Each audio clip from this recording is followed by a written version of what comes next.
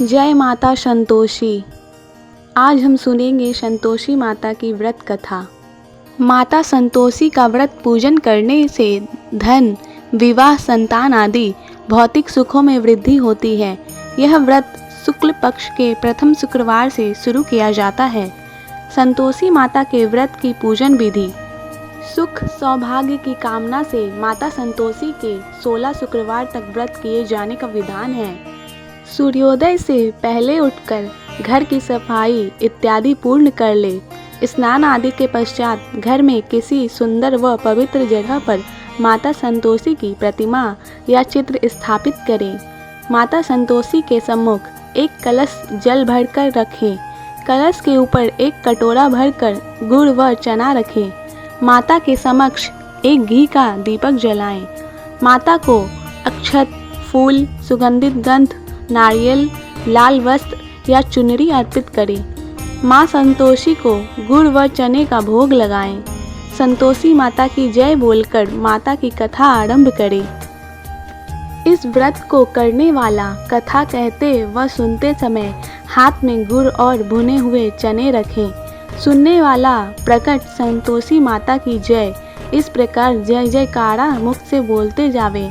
कथा समाप्त होने पर हाथ का गुड़ और चना गाय को खिला दें। कलश के ऊपर रखा गुड़ और चना सभी को प्रसाद के रूप में बांट दें। कथा से पहले कलश को जल से भरें और उसके ऊपर गुड़ व चने से भरा कटोरा रखें। कथा समाप्त होने और आरती होने के बाद कलश के जल को घर में सभी जगहों पर छिड़कें और बचा हुआ जल तुलसी की क्यारी में सींच दें। व्रत करने वाले को श्रद्धा और प्रेम से प्रसन्न मन से व्रत करना चाहिए। इस दिन व्रत करने वाले स्त्री पुरुष को ना ही खट्टी चीज़ें हाथ लगानी चाहिए और ना ही इनका सेवन करना चाहिए।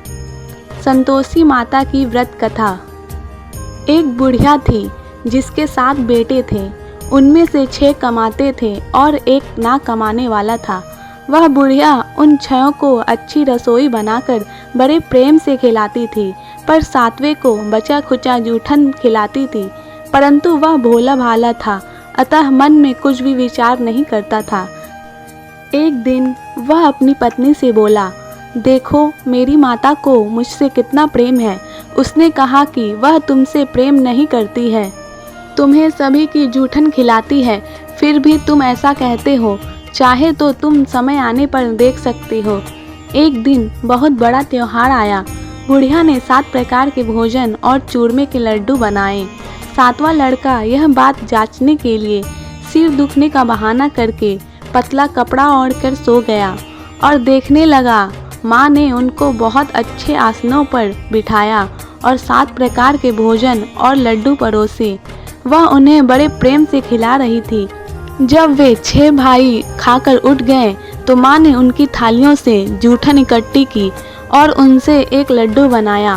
फिर वह 7वें लड़के से बोली, अरे रोटी खा ले। वह बोला, माँ मैं भोजन नहीं करूँगा, मैं तो परदेश जा रहा हूँ। माँ ने कहा, कल जाता है तो आज ही चला जा। वह घर से निकल गया। चलते समय उसे अपनी पत्नी की याद आई जो गौशाला में कंडे थाप रही थी। वह बोला, हम विदेश जा रहे हैं, आएंगे कछु काल, तुम रहियो संतोष से, धर्म अपनो पाल। इस पर उसकी पत्नी बोली, जाओ पिया आनंद से, हमारी सोच हटाए।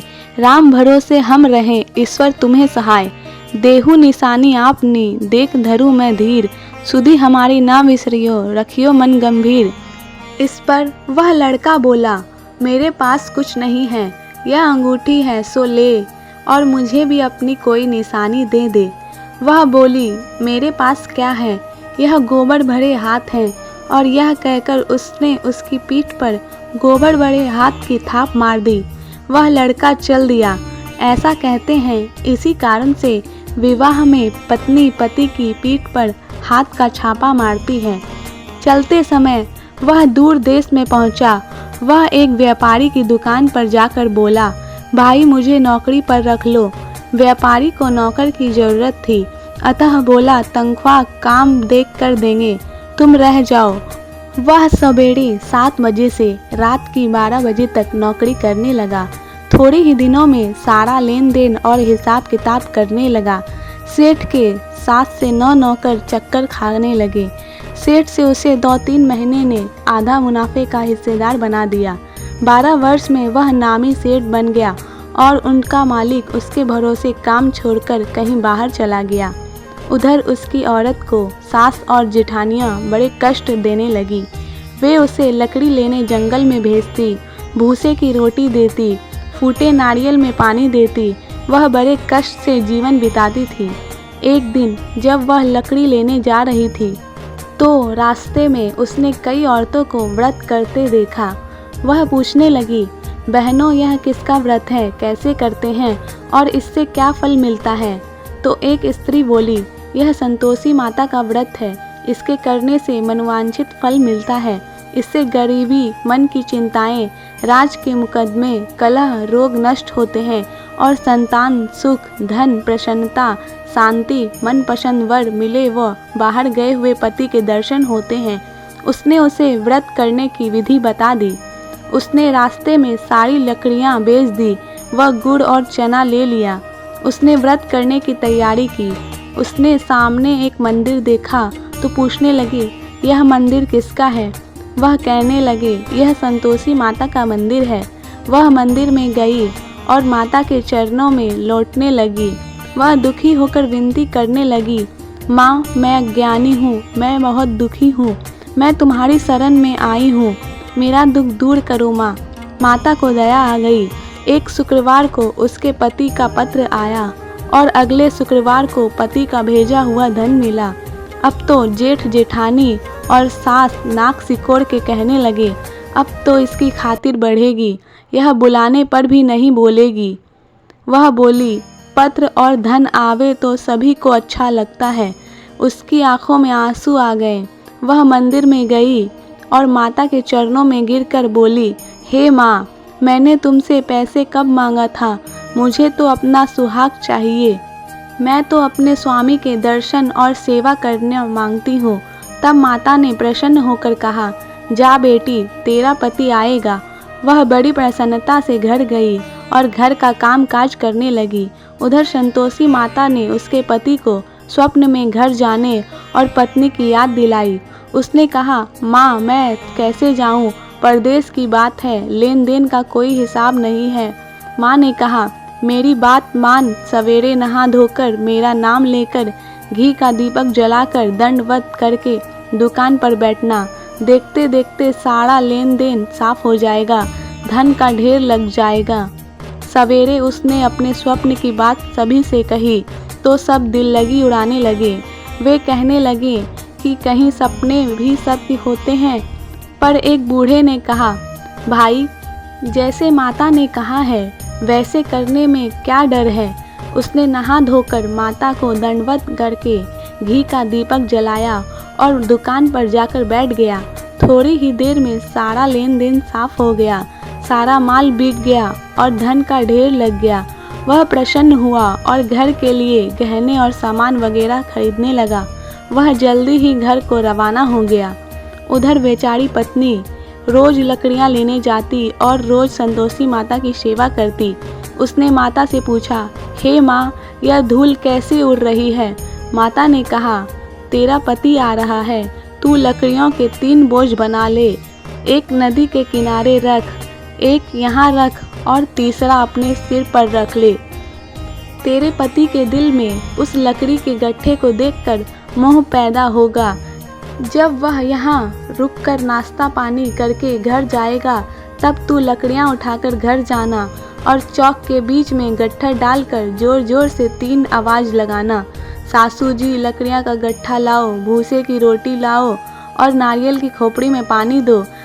आज मेहमान कौन आया है? इसने माँ के चरण छुए और उससे कहे अनुसार सारा कार्य किया। वह तीसरा गट्ठर लेकर घर गई और चौक में डालकर कहने लगी, सासू जी लकड़ियाँ का गट्ठर लो, भूसे की रोटी दो, नारियल के खोपड़ी में पानी दो, आज मेहमान कौन आया है? यह सुनकर सास बाहर आकर कपट भरे वचनों से उसके दिए हुए कष्टों को भुलाने के लिए कहने लगी, बेटी, तेरा पति आया है, आ मीठा भात और भोजन कर ले, गहने कपड़े पहन। अपनी माँ के ऐसे वचन सुनकर उसका पति बाहर आया और अपनी पत्नी के हाथ में अंगूठी देखकर व्याकुल हो उठा। उसने पूछा, यह कौन है? माँ ने कहा, यह तेरी बहू है। आज 12 वर्ष हो गए हैं। यह दिन भर घूमती फिरती है, काम काज करती नहीं है, तुझे देखकर नखरे करती है। वह बोला, ठीक है, मैंने तुझे और इसे देख लिया है। अब मुझे दूसरे घर की चाबी दे दो, मैं उसमें रहूँगा।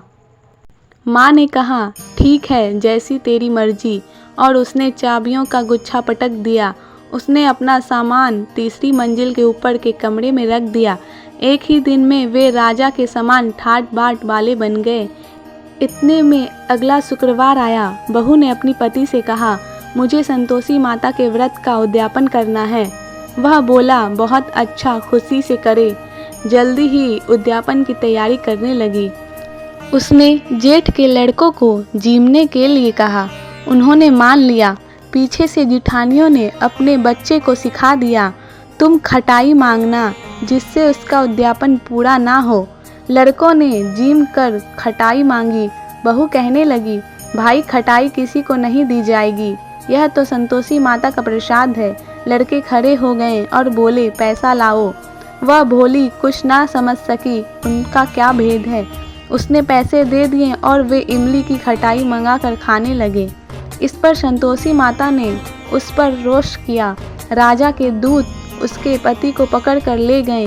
वह बेचारी बड़ी दुखी हुई और रोती हुई माता के पास गई और उनके चरणों में गिरकर कहने लगी, माता, यह क्या किया? हंसाकर अब तू मुझे रुलाने लगी है।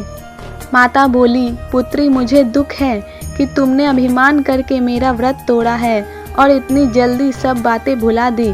वह कहने लगी, माता, मेरा कोई अपराध नहीं है, मुझे तो लड़कों ने भूल में डल दिया। मैंने भूल से ही उन्हें पैसे दे दिए। माँ, मुझे क्षमा करो, मैं दोबारा तुम्हारा उद्यापन करूँगी। माता बोली, जा, तेरा पति रास्ते में आता हुआ ही मिलेगा। उसे रास्ते में उसका पति मिला। उसके पूछने पर वह बोला, राजा ने मुझे बुलाया था, मैं उससे मिलने गया था। वे फिर घर चले गए। कुछ ही दिन बाद फिर शुक्रवार आया। वह दोबारा पति की आज्ञा से उद्यापन करने लगी। उसने फिर जेठ के लड़के को बुलाया। जेठानियों ने फिर वही बात सिखा दी। लड़के भोजन की बात पर फिर खटाई मांगने लगे। उसने कहा, खटाई कुछ भी नहीं मिलेगी, आना हो तो आओ। यह कहकर वह ब्राह्मणों के लड़के को लाकर भोजन कराने लगी। यथाशक्ति उसने उन्हें दक्षिणा दी। संतोषी माता उस पर बड़ी प्रसन्न हुई। माता की कृपा से 90 मास में उसके एक चंद्रमा के समान सुंदर पुत्र हुआ। अपने पुत्र को लेकर वह रोजाना मंदिर जाने लगी। एक दिन संतोषी माता ने सोचा कि यह रोज यहाँ आती है, आज मैं इसके घर चलूं, इसका सासरा देखूं। यह सोचकर उसने एक भयानक रूप बनाया। गुड़ व चने से सना मुख, ऊपर को सूंड के समान होंठ, जिन पर मक्खियाँ भिनभिना रही थी। इसी सूरत में वह उसके घर गई। देहली में पाँव रखते ही उसकी सास बोली, देखो, कोई डाकिन आ रही है, इसे भगाओ, नहीं तो किसी को खा जाएगी। लड़के भागकर खिड़की बंद करने लगे। 7वें लड़के की बहू खिड़की से देख रही थी। वह वहीं से चिल्लाने लगी, आज मेरी माता घर आई है। यह कहकर उसने बच्चे को दूध पीने से हटाया। इतने में सास बोली, पगली, किसे देखकर उतावली हुई है, बच्चे को पटक दिया है। इतने में संतोषी माता के प्रताप से वहाँ लड़के ही लड़के नजर आने लगे। बहू बोली, सासू जी, मैं जिसका व्रत करती हूँ यह वही है। यह कहकर उसने सारी खिड़कियाँ खोल दी। सबने संतोषी माता के पैर पकड़ लिए और विनती करने लगे, हे माता, हम मूर्ख हैं, अज्ञानी हैं, पापनी हैं, तुम्हारे व्रत की विधि हम नहीं जानते।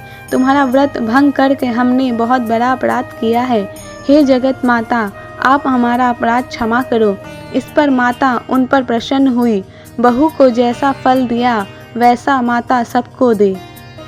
संतोषी माता की आरती। जय संतोषी माता, मैया जय संतोषी माता, अपने सेवक जन को सुख संपत्ति दाता। सुंदर चीर सुनहरी माँ धारण कीन्हो, हीरा पन्ना दम के तन श्रृंगार लीन्हो। गेरू लाल घटा छवि बदन कमल सोहे, मंद हसत करुणामय त्रिभुवन मन मोहे। स्वर्ण सिंहासन बैठी चवर ढूढ़ प्यारी, धूप दीप मधुमेवा भोग धरे न्यारी। गुड़ अरु चना परम प्रियता में संतोष कियो, संतोषी कहलाई भक्तन वैभव दियो। शुक्रवार प्रिय मानत आज दिवस सोही, भक्त मंडली छाई कथा सुनत मोही। मंदिर जगमग ज्योति मंगल ध्वनि छाई, विनय करे हम बालक चरणे सिर नाई। भक्ति भाव में पूजांगी कर कीजे, जो मन बसे हमारे इच्छा फल दीजे। दुखी दरिद्र रोगी संकट मुक्त किए, बहु धन धान भरे घर सुख सौभाग्य दिए। ध्यान धरियो जो नर तेरा मन वांछित फल पायो, पूजा कथा श्रवण कर घर आनंद आयो। शरण गहे की लज्जा राखियो जगदम्बे, संकट तू ही निवारे दयामयी अम्बे। संतोषी माँ की आरती जो कोई नर गावे, रिद्धि सिद्धि सुख संपत्ति पावे। ओम जय संतोषी माता। संतोषी माता की जय।